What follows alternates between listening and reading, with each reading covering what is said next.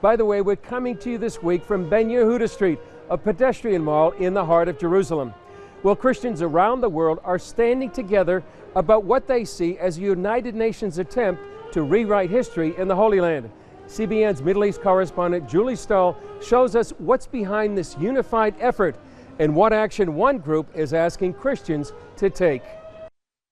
It all started when UNESCO passed a resolution ignoring Jewish and Christian ties to Jerusalem's Temple Mount. One major result, Christians joining with Jews to condemn the move. This is a horrendous scandal which should have never taken place, because the United Nations is a global body to represent the entire world, and they very in a blatant way sided with an Islamized agenda to basically Islamize the Holy Land.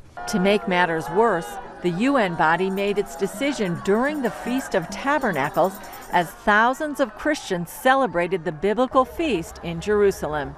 They were scandalized. They said, these are our places. These are places where we worship. These are places which I find in my Bible. How it comes that the United Nations tells me now this is an Islamic site, places which Mohammed or none of the Muslim sages ever visited.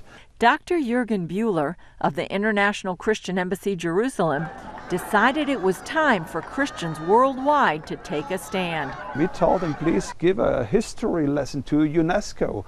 Take a Bible, go to the bookshop and purchase a Bible, highlight some of the places where it speaks about Jerusalem, Hebron, Bethlehem, the Temple Mount, whatever it is, and send it to the UNESCO and tell them, well, these are places that are holy to us, and we are absolutely scandalized that those places are being Islamized today.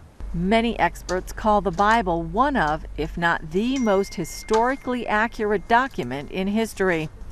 In the Old Testament alone, Jerusalem and Zion are mentioned more than 800 times.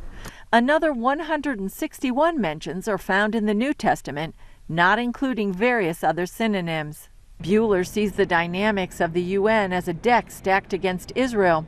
That's because there are 120 Muslim states and non-aligned countries in the UN that almost always vote against the Jewish state.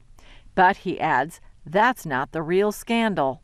But the real scandal is that even places like Italy, a Catholic nation, they should know better. Say, oh, we abstain from vote. We don't have an opinion if Jerusalem should be called Jerusalem or Al-Quds. According to Bühler's calculations, Christians from dozens of countries have already responded, sending hundreds of Bibles to the Paris headquarters of UNESCO. A unique opportunity to not only take a stand, but share the Word of God as well. Julie Stahl, CBN News, Jerusalem.